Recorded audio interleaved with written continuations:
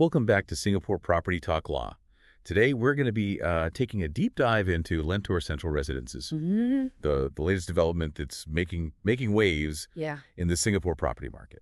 Hi, everyone. I'm Serene, and I'm really excited to be joining you on this deep dive today. Lentor Central Residences is creating a lot of buzz already. And it's the sixth condo to actually launch in Lentor Hills Estate. Right. An area that's clearly seeing a lot of development. So for those of you out there who might be considering this area, we're here to help you understand what sets this project apart from its neighbors. And if it's worth adding to your shortlist. Absolutely. And with so much happening in Lentor, understanding the nuances of each project is crucial. Okay, let's jump right in. One thing that really caught my attention was that Lentor Central Residences had the lowest land bid price compared to other condos in Lentor. Now, does this automatically translate to lower prices for buyers? That's a very astute observation, and I think the answer, as with most things in property, is a bit nuanced. The relationship between land bids and final pricing isn't always a straight line. I see. So there's more to it than meets the eye. Exactly. We need to consider factors like the developer's pricing strategy and the recent changes in regulations, like GFA harmonization. In this case, GuocoLand, the developer, has a very strong track record in Lentor, which gives them a certain pricing power. Plus, these new GFA rules, which exclude things like AC ledges from the unit square footage, also play a role. So GuocoLand's reputation precedes them, and these GFA changes sound like they might actually benefit buyers. That's right. While Lentor Central Residences might not end up being the absolute cheapest option in the area, it's shaping up to be quite competitive, especially for certain unit types. And the new GFA rules mean you're getting more usable space for your dollar. So it's not just about the size on paper, but how that space is actually used. This reminds me of the 4-bedroom premium unit, which at 1,399 square feet manages to include a household shelter, dedicated storage, and even an enclosed yard. These are features that are often missing in older layouts. Yeah, you've hit the nail on the head. Developers are becoming more attuned to what buyers are looking for, and efficient use of space is a big priority. This 4-bedroom unit is a great example of how they're achieving that. Now, on the topic of Lentor itself, seems like there's a constant wave of new launches. Is there a risk of oversupply? What's driving this confidence in the demand for condos here? It's a valid concern, but if you look at past projects, they've achieved impressive sales rates. Lentor Modern, for example, completely sold out. Plus, District 26, where Lentor is located, has limited existing condo stock, indicating a strong underlying demand. So the numbers tell a story of high demand and potential undersupply. Exactly. But beyond the numbers, Lentor's appeal stems from its transformation into a vibrant hub that caters to a variety of lifestyles. What are some of the key factors driving this transformation? Well, for families, the proximity to reputable schools like CHIJ St. Nicholas Girls' School is a major draw. Then there's the convenience of the Lentor MRT station, offering direct access to the Thomson-East Coast Line, making commutes a breeze. And let's not forget the lifestyle amenities. Thomson Nature Park, Bishanang Mo Kio Park, and the integrated mall at Lentor Modern are all easily accessible. It sounds like Lentor is hitting all the right notes. Good schools, convenient transport, and access to nature and lifestyle amenities. But are there any potential downsides buyers should be aware of? You're right, no investment is entirely without risk.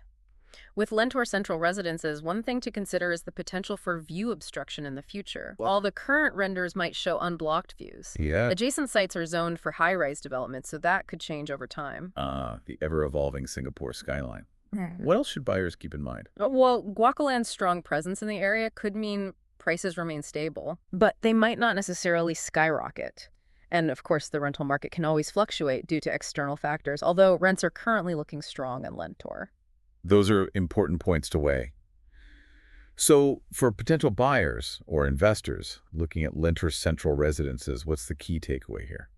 I'd say it presents a compelling mix of affordability, convenient access, and the potential for appreciation, especially for those drawn to a neighborhood that's rapidly evolving. That's a great summary. Now, before we wrap up this part of our deep dive, I'd love to delve into one particular aspect that often sways decisions the unit types and floor plans. Yeah. You mentioned the 4-bedroom premium unit earlier, Right. which caught my eye. Yes, and I think it's a fantastic example of how developers are maximizing space and catering to the needs of modern families. Let's dive into the specifics of this unit and other notable floor plans after a quick. Okay. So we were just discussing that 4-bedroom premium unit at Lentor Central Residences, the one with the efficient layout and the household shelter and storage space, and that enclosed yard. Yes, that unit really exemplifies how developers are optimizing space at 10,399 square feet. It's a comfortable size for families, and the layout is thoughtfully designed to minimize wasted space.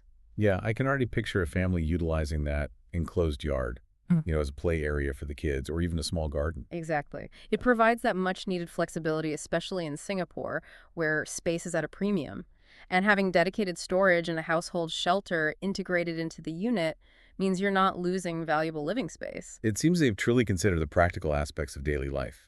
Beyond the 4-bedroom, what other unit types might stand out for our listeners at Lentor Central Residences? Well, they offer a good mix ranging from 1-bedroom to 4-bedroom units, catering to various needs and budgets. One interesting aspect I noticed was the relatively high proportion of 2-bedroom units, particularly those with a study. That's intriguing. You'd typically expect more emphasis on larger units in a family-oriented area like Lentor. You would, but I think this reflects a strategic move by the developers. Affordability is a key factor for many buyers. And these 2-bedroom plus study units provide a stepping stone for those who might not be ready for a full 3-bedroom, Yeah. but still desire that extra flexibility. So a young couple could utilize the study as a home office or a nursery in the future, or even a guest room. Precisely. It allows them to enter the Lentor market at a potentially more accessible price point without sacrificing functionality. Clever approach, especially considering how competitive the Lentor market is. You mentioned earlier that there are numerous new launches in the area. How does Lentor Central Residences compare to its neighbors? That's a critical question.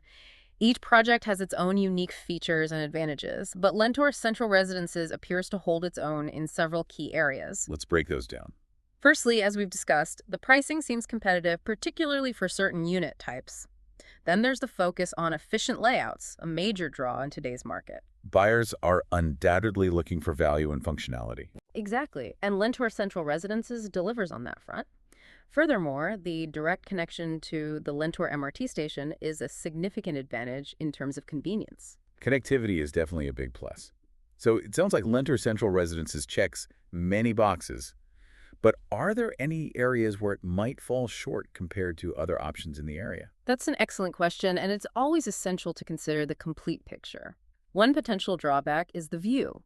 While the project is currently surrounded by greenery, those views might not be guaranteed forever, as nearby sites are zoned for future high-rise development. Yes, the ever-changing landscape of Singapore. What else should buyers consider when comparing Lentor Central Residences to other projects? Well, it's not an integrated development like Lentor Modern, which has that mall and numerous amenities right at its doorstep. So if someone prioritizes having everything within easy reach, Lentor Modern might be a better fit. However, Lentor Central Residences is still very close to Lentor Modern. okay. So residents can easily access those amenities. It's a trade-off to consider. Choices. Now let's zoom out a bit and talk about Lentor as a neighborhood. What's it like to actually live there? Lentor is undergoing a fascinating transformation. Traditionally perceived as a quiet, laid-back area, it's now buzzing with a renewed energy thanks to all this new development. It's becoming more vibrant. More vibrant, more self-sufficient, and more attractive to a wider range of people. A sort of suburban revival. You could say that the combination of nature convenience and family-friendly amenities is proving to be a winning formula, and I believe that's what's drawing buyers to Lentor. If you had to sum up Lentor Central Residences in a few words, what would they be? Let me see. Okay, I've got it. Efficient living, convenient location, and potential for growth. I like that, concise and informative.